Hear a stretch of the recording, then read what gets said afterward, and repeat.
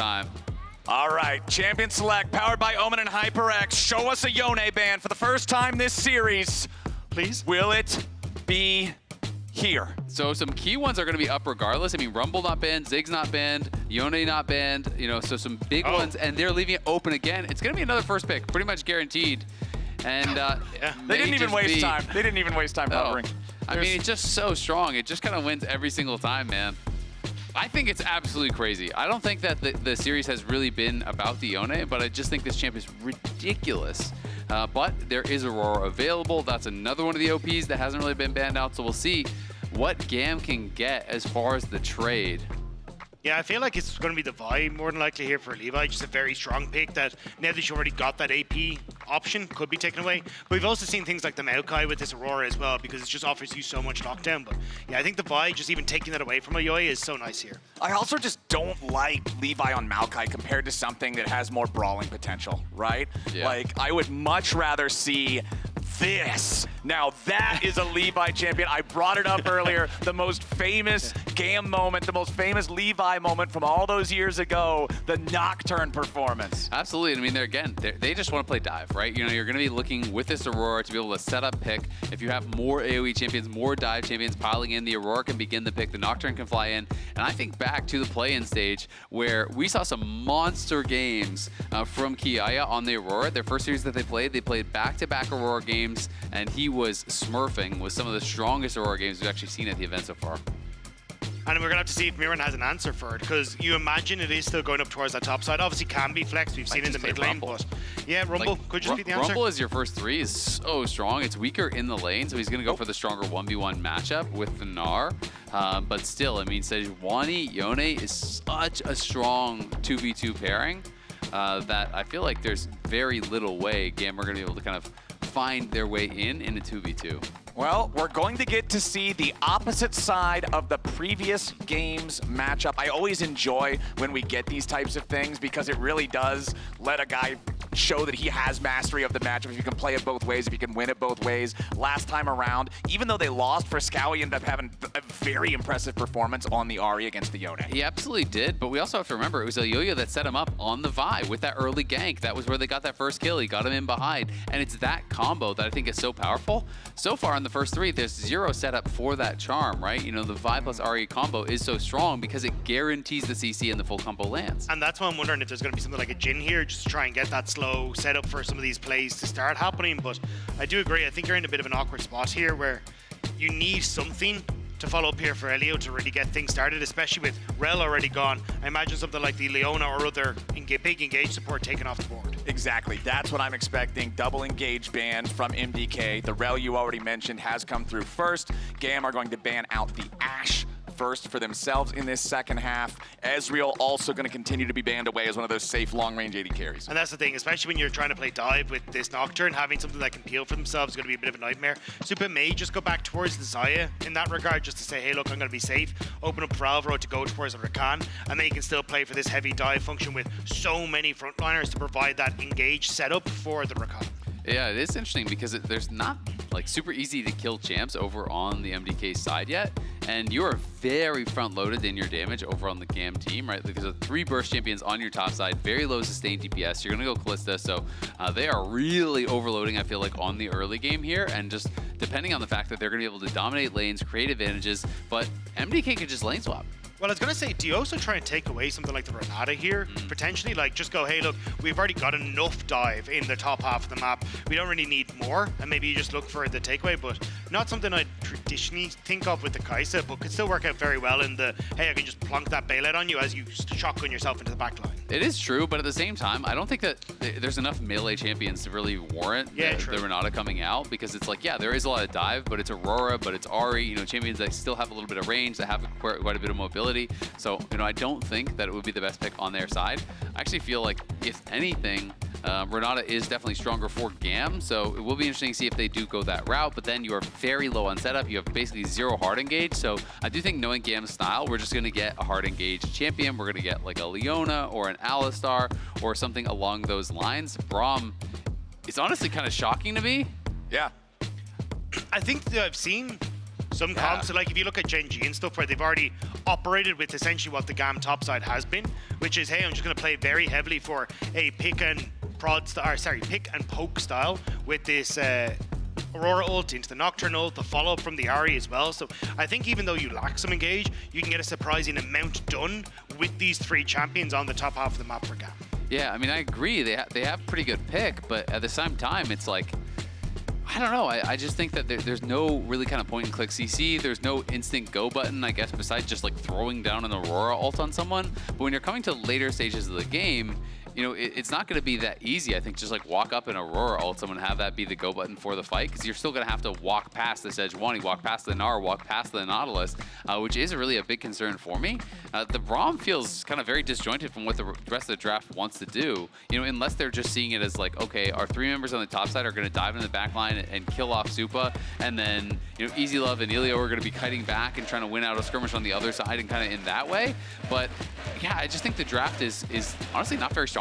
Yeah, I think the huge amount of this relies on Kiaya finding those good ultimates, and you harken back to play-ins where he was very good at finding these flank opportunities to set up for these big ultimates that would catch key carries and avoid some of the tanks. But if you start to fall behind, this is a composition that just gets completely steamrolled, and it is difficult to operate. So GAM really need to come out the gate swinging. And it's like, who are you diving on, right? For GAM, like GAM can only go for Supa. That's basically your only target, right? Like you have one target on the team, and it's a champion that can go invisible later in the game, can ult in away from your dive, you know, like it feels very, very difficult to pull off. So we'll see, you know, if GAM can make some magic happen here. I think MDK massively favored after the draft. I agree, yeah. I think it's just a hope and pray for GAM that you can find those small windows of opportunities. That's the draft strategy? Yeah. Hope and pray. All right, well, hey, man. Look, I'm trying to make it sound a bit better, right? This is their tournament lives here. They need this that to makes work. it sound worse. You didn't even give a real strategy. Like, well, I think No, the just take the shovel away from me. Take the shovel away. Oh my God. Well, we'll see. We'll see if they can make it happen. I do think there is potential for them to definitely get prio in lanes, and you know, maybe you can just get ahead and then nothing else matters. You know, you definitely can erase compositional advantages with just better play or with you know, large gold advantages, so we'll see.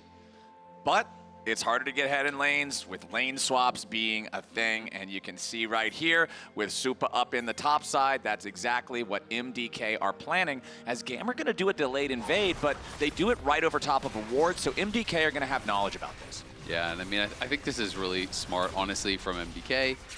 You just are setting yourself up for success. You know, you're playing against the Kalista Braum. Nautilus can never engage in the early game into that kind of a lane, so you are going to be really on the back foot.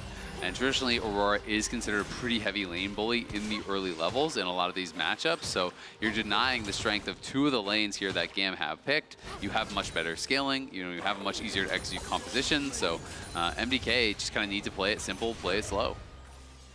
Yeah, just going to start the slow push. They hovered on the wave for quite a while on top side, didn't start it off immediately, waiting for Easy Love and Elio to appear on this bottom side of the map. So at least information is there for both sides, but you knew with Nautilus on the mid wave that this was already going to be a lane swap scenario anyway. It just means that Mirwin hasn't stacked up any of his rage, which is traditionally where we see this TP come through now with a Mega Gnar available from Mirwin. Alvaro trying to make his way down to the tier 1 turret. Level 2, he's got the dredge line to make his way there a little bit faster. He is 1v4. He flashes forward to try to lock up Elio for the last turret shot, but it ain't gonna work. Levi's gonna take an extra little bit of damage here too. Mirwin arrives, but it's not worth a whole lot. He's still pretty low. He tries to jump back over. They tank the turret beautifully with Kiaya. GAM has 3 men at death's door, but it's MDK who lose 2. And that's why I was so confused watching the MDK on top side, because they didn't start hitting the wave. Mirwin didn't start hitting the wave, and it meant that they've only now got that wave crashed. Mirwin does come in level 2, but doesn't have the Mega Gnar, and he's so squishy, and now mid, Emo flashes away, and he's fine, but big whoopsie on the bottom side. I mean, it's huge. And also, as you're saying, you know, not only you're not pushing to kind of get that faster XP, but also because you slow push, Kiaya, after the dive, goes top and he collects almost the entire wave. There's like 2 full waves up there for him to collect. So he gets a kill, and he's going to be able to get the additional experience off this. The TP comes through here pretty late. Alvaro tries to flash forward and root in the Braum to be able to get a kill with the tower, but with the E up, he's able to survive. And then, yes, Levi is low, but Kiaya is full, Easy Love is full, so they can just juggle the aggro here. Kiaya is just going to pull threat with that auto, step out, and they're able to easy pile in here, grab a couple kills. Kiaya gets the farm on top side, so not only kill and assist, but he is up, you know, a good wave and a half already. Absolute disaster for MDK in the bottom lane. In the lane swap that they initiated, now everything seems to be going back to where you would expect it to be. But GAM with a 1,500 gold lead here early with this composition that we pretty much said needs to be ahead early because it feels so much less cohesive than what MDK has drafted. It's exactly what GAM needed. But especially because Kiaya now just kind of gets to bully out in that top side of the map. Already has the Amplifying Tome advantage, but he's going to have the range advantage too, level advantage. He continuously pushes in, gets turret plates. He becomes a massive threat on the side lane. As long as Mirwin is in this mini-Gnar form, you can see how aggressive Kiaya just gets to play up, and that's going to open up so many opportunities for GAM, not only in just that lane, but being able to transition Kiaya around the map, being able to look and fish for these roams off of side lanes for that big ultimate that we were talking about for Kiaya. Levi popping the Scryer plant there to see Elyoya, who is trying to make sure that Mirwin doesn't get dove here. I mean, with this wave crashing into the turret, if Mirwin would have got dove, that's just kind of the end of the game for him. So you got to make sure you're shadowing that. Got to make sure you're keeping the guy protected. Alvaro. Oh, he missed. Oh, he missed the dredge line onto the terrain. Alvaro does not have flash either. He already used it in the bottom lane. Dive. That's what is going on. We started off this series so incredibly well for MDK, but it's gone from disaster to disaster this entire game long. Yeah, I mean, that is rough. You know, he's just straight up missed the wall. Wasn't even close to the wall, to be honest. You know, he was trying to go for that max range hook where you just lollipop onto the wall and really pull away, but I don't even think he had to. Any sort of decent hook, and I think he's probably going to be able to at the very least force flashes to be able to chase in and get that kill. It's also, you don't really lollipop when you're hooking, or lollipop, sorry, when you hook onto the walls. It's the center, if you have the animation up, it's basically the straight line in the middle of the hit marker that actually attaches to the wall. It's the outside ones that attach onto the champions, so it was always going to be a pretty difficult one to go for. So, and now again, bot lane further behind, more control here for Easy Love, a 700 gold in both top and mid, or sorry, in boss and top. Yeah, and now you just move over towards all these objectives that are just waiting to be picked up by I mean, it's over 2,000 gold down at 6 minutes. Like, that is definitely crazy, and MDK definitely going to need to use every little bit of their compositional advantage. Now, this could be a good start, though, as Easy Love has an idea that something could be going on, but gonna get the bad news. Nice, dredge line finds him, MDK. They at least force the flash out of the AD carry for GAM, but now Elio's made his way down as well. There is no flash on this support. He is gonna die again. Elio gets it. They charm up Supa, but he's ready to try to get away. Frescowi's joined the fight, and he goes in for the Fate Seal. They get one back. MDK is on the board, makes it an even trade. And GAM still coming out, though, on top, because look at top lane. Mirwin about to fall. Levi's going to finish him off. Mirwin with the flash out, man. You're dead to rights. And you can look at Kiaya in the player cam. This man is very happy. Levi is very happy. And I think for GAM, this is exactly what we're talking about. You can never underestimate the VCS coming into these international tournaments. Top Esports paid the price, Fnatic paid the price, and now it might be MDK paying that one as well. Yeah, they've dug themselves a pretty big hole, and they're going to have to dig out of it. I do think a smart lane assignments here from GAM as Emo pushes out bot, while Easy Loves runs back towards mid to catch that wave. So not missing a beat on the map. They've got nearly 3 plates down in the bot side. They got 2 plates top. They redove Mirwin, got his flash, and it's 15 CS on the Gnar at 7.5 minutes into the game.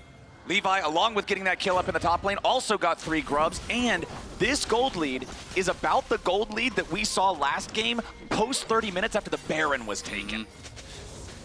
The support has 500 gold advantage. Like, everything is just going wrong for MDK right now. But Alvaro has more CS. Got him. +3. Yeah. 4. We got one. Yeah. There it is. All right, MDK has got to try to stabilize. I normally say you want to staunch the bleeding, but they're walking around with one leg at this point. We need a tourniquet, boys. Gotta reattach the leg. Yeah, we got to do something because MDK's early game has gone about as poorly as it could possibly go, and GAM are capitalizing. Kiaya now getting jumped on by Mirwin, who does have the Mega Gnar. The weirding, though, going to force him back. Levi can't get in there just yet. Mirwin still getting away for now. Levi not having the range there on the Paranoia ends up being the saving grace for Mirwin, who can make it back to the tier 1 turret. Still a good ulti from Levi because it actually pushes Mirwin back, because I think he could have potentially had that solo kill in this position. And now Elyoya has to cover. The ulti is coming back up here for Kiaya, but they're not looking for this dive. So Mirwin, good bit of pressure. He forces out the Nocturne ulti. These are the little things you need to constantly do this game. Chip away at the advantage that GAM has. Stay calm. Don't allow the lead to extend. Just try to keep it at this point. Yes, 3K is a big lead, but if it's 3K at 20 minutes, that's totally playable. That's a situation where you can show up to a team fight and just out-execute. So they just need to make sure, you know what? We made some mistakes in the early game. Let's calm down, take a deep breath, play for the waves, play for vision. Don't allow GAM to get more advantages. Closest lane comparison right now is in mid. Frescowy doing a good job, just pretty much staying neck and neck with this enemy mid laner, with his Yone. 5-1 overall the score for GAM. Kills spread out pretty evenly, quite honestly. The only one without a kill being Emo in the mid lane. Doubled up there for Easy Love.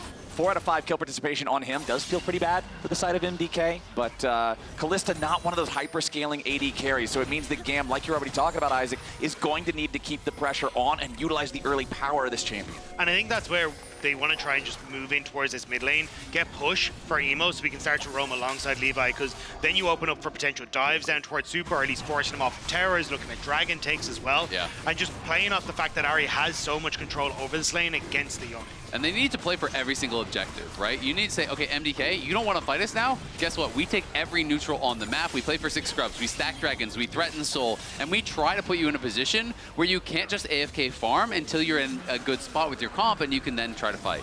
And that's why I think the fact that the resets have already come through for MDK are pretty clutch. 15 seconds until the next Void Grubs. First item completion for Elyoya. But maybe they can try and find something back here, but already Mirwin on this bottom half of the map, they're starting to push out a little bit, but all 5 members of GAM are in position. I mean, GAM have a big advantage, but they have 0 completed items, so the gold is not as big of a deal as it would be. Exactly. That's the power of playing a tank jungler. You can buy these lower price point support items. You can get something like Convergence, and even though Levi's ahead, he hasn't been able to put it together. Kiaya hasn't reset. He's been hiding off of vision this entire time, looking for the Kaisa on the backside. Alvaro gets charmed up, gonna take a little bit of damage here from Emo and Elio. 4th grub already secured by GAM. Elyoya and Alvaro still thinking about maybe making their entry into the top side river. 5th grub goes over to GAM. Smite still available for Levi, smites that one down. All 6 grubs, no fight from MDK. Yeah, at the very least, they didn't fully overcommit because Mirwin was getting plates in bot side. He got the push in. You know, he's closed that CS gap quite a bit. You know, he was down 15 CS, you know, only a couple minutes ago. So he's actually getting some farm. You know, he's closing that gold lead a little bit. Yes, they couldn't get in to actually stop any of the grubs, but I do think MDK didn't overcommit, because that would have been really tragic if they just sent all 5 members there and couldn't get anything. And I think that's why it was good positioning from Kiaya, not resetting, keeping pressure on towards Supa, so Supa couldn't really enter the fight. And from that position, Frescowy, he still had to control the mid wave. And I think that's why now, having this 6 Void Grubs is going to work out brilliantly for GAM. They're going to have the pressure from Emo, who can continue to push, chip away at turrets using that burn and that buff. And same for Kiaya, who, look, even though Mirwin still got a bit of gold, it's still a 1.3k gold lead. It's still huge. Frescowy, being smart here, was walking forward, seeing if there's an angle for a plate. You can use the soul inbound for that, of course, but Ilio up towards top side, gonna help Emo get a reset here, who should be sitting on a lot of gold, honestly. Yeah, he's sitting on 1,700 gold at this point in pocket on the Ahri, so once to help him get this reset, is gonna be able to do just that. And Kiaya, you can see that he's gonna be trailed by Levi down on this bottom side, so they are gonna look to continue attacking Mirwin, who has been chunked out a little bit, and Mega is nowhere in sight, so if he does overextend, it definitely could be an easy kill there. Okay, so we're talking about MDK needing to stop the game from continuing to snowball against them. And for the past few minutes, it seems like they're doing an okay job at it. The gold lead that peaked at around 3K is still at 2.7 or so, but it's not like it's growing. The clock keeps marching forward. Yes, you're down 6 grubs, but the gold's not bleeding. But that's why I think MDK are playing so heavily down towards this bottom side. It's if you get a pick on Kiaya, you get the crash that wave, you get your resets mid until the Rift Herald. You're in a great position then on the map as they have to catch up. But MDK swing and a miss on the ultimate from Oyoya. They just want to try and keep these plays up while they have that timing window. Yeah, and I think what they were trying to do was similar to what they did in the first game. You know, even if you don't get a kill there, you're hoping you force cleanse, you're hoping you force flash, but Oyoya might have to flash himself. No, he's going to be okay. They didn't continue the trace. But, you know, I don't think we've seen a single Void Grub spawn until just now as Kiaya is going to be able to actually get towards that bottom side. They hadn't been able to get access to the towers, but now with Kiaya hitting that bot lane tower, they showed mid. So now this tower is pretty much just gone. Levi's in the area. It's going to be very tough for Mirwin to defend this. And that's why I think GAM, yes, they could move up towards the Rift Herald, but the fact that you've got TP on Mirwin still, maybe putting a little bit of anxiety in their step, as they don't want to fully play into a 4v5 with the TP advantage for MDK. But I think for GAM, you're happy as long as you can keep the wave shoved in. Oh, nice use of the Glacial Fissure there, but it ain't gonna be enough. MDK in the 2v2 getting a kill for themselves, finally striking back against GAM. But all the meanwhile, bottom lane, they get that tier 1 turret for Kiaya. Yeah, Elio has been really haphazard with his Braum shields. Like, he's been jumping in and just denying Qs for last hits on minions and things like this. And in this situation, it was a great buffer. We're going to see Supa. Oh, easy love! He's taking down Supa! Flexing those muscles, stepping up when he absolutely needs to, getting another kill for MDK. Big step up for the MDK bot lane. First the kill, and then Supa seeing his moment to get that pick.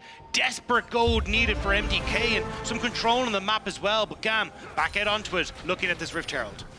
All right, Alvaro getting back away here as Oyoya secures the next blue buff for himself. Elio and Levi both continuing to move forward, sit down some vision a little bit, now rotate back over to the mid lane to take out this tier 1 turret. Remember, the plates are gone. A Demolish proc's gonna do some good damage. Oyoya scoots in just in time to try to keep the turret protected, but the burn will take it anyway. Now Paranoia's popped off, and it looks like Alvaro could be in some trouble. The Fear Tether procs. They're trying to save him with the Glacial Prison, but it won't matter. Kiaya gets the kill on Alvaro, and now with a 5v4 and Rift Herald alive, it's control over the top side of the map for GAM. There's the pick, though. Kiaya going between worlds. Supa gets caught for a second. The weirding still hits him. A little bit more damage is all it takes, and Kiaya gets the kill. Nearly dies, but close ain't good enough. Easy Love getting away from Mirwin in the bottom lane. Meanwhile, the 2v2, 3v2 back in the mid lane. Frescowi trying to reset his position. The Fate Sealed ain't gonna work. He goes unstoppable, but does he have the damage? No, he doesn't. It's more kills for GAM. It's more tragedy for MDK. GAM coming up massive in these fights here. First, the pick on Alvaro, but then MDK decide they want to try to get something back. They're looking for these scraps when they're not in the position to do so, and they lose so much more, erasing all the good work from their bot lane there in that mid lane 2v2. Where, you know, Easy Love could have just ulted his Braum to safety, didn't do it, they get a kill there, then he oversteps, Supa gets a great solo kill on him, but they have got to be cognizant of their spot in this game. This got really close because the twofold Hex, that Q, first one missed, so Supa almost able to do it, but then the TP in to try to get something more from Frescowi is just way too far. And you've got so many members of GAM that are just able to collapse. Supa can't really be a part of this, so for him, the Aurora can't really be a part of this, but there's still enough members there on GAM to just finish them off, and you can see the frustration in the back. Yeah. And the whole start of this was bizarre from MDK as well, because the call was already there. Hey, we're going to take bot lane turret and give Rift Herald. But Alvaro takes a step too far forward. He gets caught. Then Supa overextends on the mid wave as well. It's just these small errors that are being punished by GAM extraordinarily well. Okay, so for MDK, they have finally claimed their first neutral objective of the game. They did get the Rift Herald. It is traded away for the second Drake going into the possession of GAM. They're up 2-0 on those, 6-0 on the Void Grubs, 8-3 in kills, 2-1 in turrets, 4,000 gold lead. It's just about 17 minutes into the game. How are we feeling about, is this enough for GAM when we were talking about MDK needing to slow things down and scale? Honestly, I think it's more than enough for now. You know, you're a 4,000 gold lead here. You have 6 scrubs. You have 2 dragons. You're about to extend that gold lead even more. So I feel like compositional advantages don't really matter at all with this sort of a lead. So MDK are going to have to find some way to slow the pace of this game. Thankfully for them, it's Chemtech Soul, which is largely really useless for a lot of the champs on the GAM side. So that is a little bit of a feather in the cap there. You know, Aurora, Ahri, they're going to get like 0 from that almost. But that being said, a soul is still a soul and is combat power. But MDK got to be really happy that's not like, a Hex Tech or something like that. And the fact that GAM do have a very squishy lineup can still play a factor if MDK can find a pick or GAM overextend, because I think that's the way that they really get back into this game. Like the wave and the push is still in favor of GAM because they have multiple of these range carries, but if you overextend, like here, for example, if Yoya could find a big ultimate on towards Easy Love, suddenly that slows that pace down and buys that time you need. All right, Ripkeld summoned up in the mid lane. MDK trying to make a play for the tier 1 turret. Mirwin with a flash out, does not want to be caught there with the last hit. The winner's bite as Emo and Levi jump in, but Levi might just get punished. A beautiful Glacial Fissure trying to keep the jungler alive. Levi barely surviving, a little bit more damage from the Glacial Prison, just might kill him off, but Kiai is already on a rampage. Frescowi is down. Levi and Elio gonna be traded though, as now it's dead bodies on both sides. 3 dead for MDK, it's about to be 4. Mirwin wants to fight back, but a little bit more damage as the spears start flying and the lions start dying. It's a triple for the Aurora, for Kiai, for GAM. The GAM shots are flying and they are finding their mark. MDK thought they could push in onto that mid lane turret, but GAM immediately saw their chance. The TP from Emo, the flight in from Levi, even Kiaya getting access to Frescowi in that back line. It was a wonderful setup for GAM. Yeah, and it's all about this initial engage. Frescowi, I think, was trying to find some sort of an angle for a flank, but he's way too far up, so he has to use a Fated Seal just to run. Then the Soul Unbound is used in a spot where you're kind of guaranteed to never get away. So you're using all your tools there as the Yone to be able to get really nothing. So it became so difficult for MDK. There's obviously the focus on Supa. The rest of the members burst him down. Kiaya finishes off Frescowi. Mirwin, who had to flash earlier when the Herald crashed, has no way out. And this is just massive for GAM, feeling so good about their spot in the game now. And you can see a little bit of relief now on the coaches' faces as they're starting to look a little bit stressed, less stressed. Yeah, but then the camera shot immediately after, you can see the stress, you can see the pressure setting in for MDK. Things are getting further and further out of their control now with over a 5,500 gold lead for GAM. I mean, just look at the items. You're comparing the top lane items here on both sides. You're comparing the mid lane items on both sides. The gap is massive. Supa is still strong, but it's the soul laners that are going to be such an issue here between these two squads. Hold on now. He tries to get away, but Mirwin is still caught. The fear tether still finds its mark, and a Glacial Fissure looking for 2 more. As GAM are not yet done. A charm immediately forcing out the cleanse from Supa. GAM will not get an additional kill on top of the pick they find on Mirwin, but they force out some summoners. They force MDK back out of their own side of the blue jungle. And when their tournament lives are on the line, you're seeing that experience, that veterancy on this world stage step up for GAM. Kiaya doing amazing, Levi following up so well. They're picking off these members of MDK who now have to try and find some sort of success here in this game, but GAM are butchering them where they stand. Yeah, it's tough. You know, you can see Frescowi was pushing through bot side, doesn't have the confidence to stay around and try to actually finish off that tower. Now they're looking for Supa, who has no cleanse. All right, that was a little out of control there for GAM. They're way committing to try to find the kill on Supa. Instead, Elio now going to be punished. He'll be killed off. Elyoya's down to 100 HP, but he ain't dead yet. Easy Love trying to get back away from Frescowi. He goes in for the Fade Sealed. He goes too far. The turret shot will not be enough to kill him. A beautiful shutdown coming out from Mirwin. Easy Love's looking to grab one back. Mirwin at 100 HP. Kiaya has made his way into the fight now as Alvaro tries to lock down Easy Love. Supa's been killed by Easy Love just when it looked like MDK might have got something. It ends up trading even. And hasn't that been the story this game? Every time MDK try and set up, there is a brick wall in GAM waiting for them, saying you will not go further. This is the end for you. And GAM turn over towards a dragon as just another cherry on top. It's a good little punish on the initial play, though, as Elio was kind of going too far. They're overextending, trying to take off Supa, and MDK have to look for these small moments. Supa has been so big for the team. They nail this ultimate here onto Levi. They put a lot of pressure on him. They get the kill on the Braum. but it's just the goal difference in action here. As MDK push forward, they're trying to put this pressure here onto EasyLove. Kiaya is zoned out. Levi's not really a part of the play. It's only the flash that keeps EasyLove alive, and all of this focus here onto Emo buys EasyLove the time to try to turn it around and to set up for the re-engage here from Kiaya. If that boomerang had landed, maybe that's something, but GAM still coming out on top, and now with the setup available, it's Dragon Soul available to them for 4.5 minutes. The push on sides, the Baron still sitting there, and MDK just keep getting picked apart. A tale of 280 carries in the team fight damage right there. 4,000 from Supa, 6,000 from EasyLove. And I feel like when you look at the scoreboard itself, MDK's only chance is this marksman. It is this player that you're talking about, was what they were focusing on back during their wins in play-ins. If Supa can't do it, nobody can. Alvaro now might be caught out as GAM again hard forced their way into the jungle of MDK for yet another kill on Alvaro. Well, this is so problematic because they spent nothing to get that kill, so now they're going to be able to start the Baron. They still have all their tools to turn here. Aurora ult is available, so is Nocturne ult, so is Ahri ult. Mirwin has the Narbar. He's ready to go in. Everybody is stuck in the pit. GAM going across worlds to try to find their way into the fight now, but Elio's already almost dead. Levi jumping into the back, looking to kill Supa, but he ain't going to find enough damage here just yet. Mirwin's still taking a ton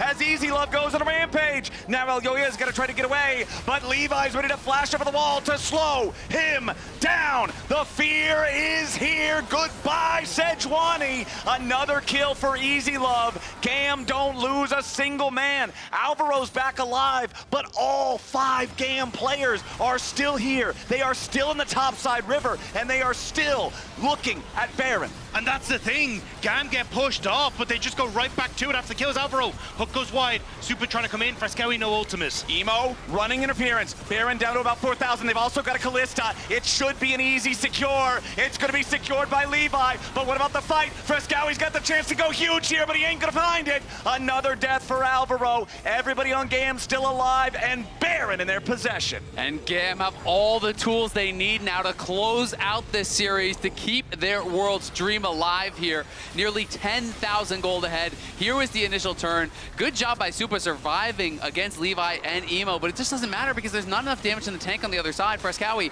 it's really all up to him in this spot, but he just couldn't find the angle, couldn't find the opportunity to get in there and really turn something around on GAM. Yeah, and I think shout out to Supa. He is doing his damnedest this game to try and claw this back. He is having the best game he possibly can, but GAM just will not let up.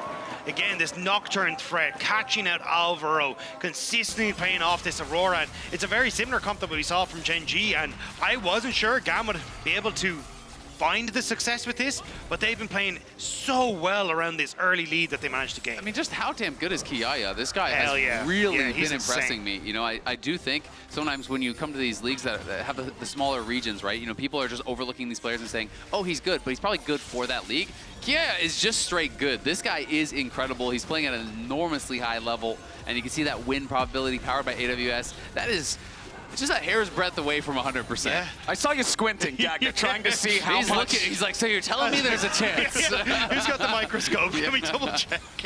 Well, we'll see if MDK can find that slim opportunity. Gentlemen, we've got a 7-0-8 Aurora. We've got a 7-2-7 Callista on the side of GAM. We've still got 80 seconds left on the Baron.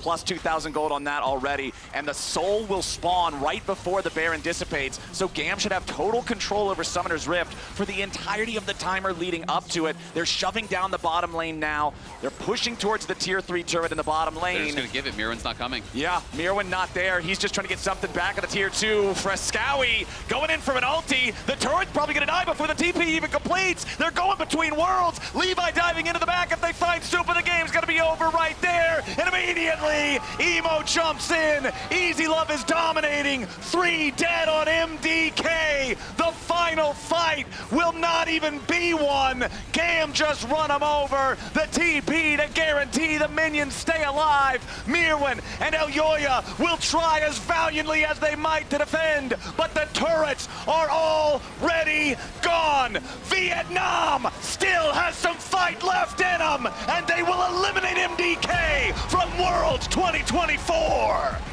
And what a story here for the GAM team, qualifying for the Swiss stage, taking down MDK in a best of 3. This is massive in Levi's final Worlds. The major region assassins always come to play. It's another head on a pike for them, and they are looking at several more as this tournament goes on. An impressive showing from GAM to bounce back after that first game. The desk is standing by. Tell us what y'all think of that series. It's crushing for the side. It's crushing for the side of Mad Lions Koi and El Yoya after having to fight up against no one believing them for the entire year. They showed them wrong, but eventually it wasn't enough to beat the might that was Kiaya and Levi and GAM in this series. After what was a promising start and the mental went kind of back and forth, but a couple of key picks, a couple of key moves, and we've said it so many times, Kobe, but that top side of GAM is no joke. Kiaya was magnificent. They got the Aurora. They even gave away Yone, and in the face of the stats, they took him down. Honestly, as well, we were recommending lane swapping to Mad Lions as a means of actually putting Kiaya behind, but they were so late on their teleport from Merwin on the bottom side that actually just fed 2 kills, and GAM blasted them in their own lane swap to get further ahead. I'm stunned, but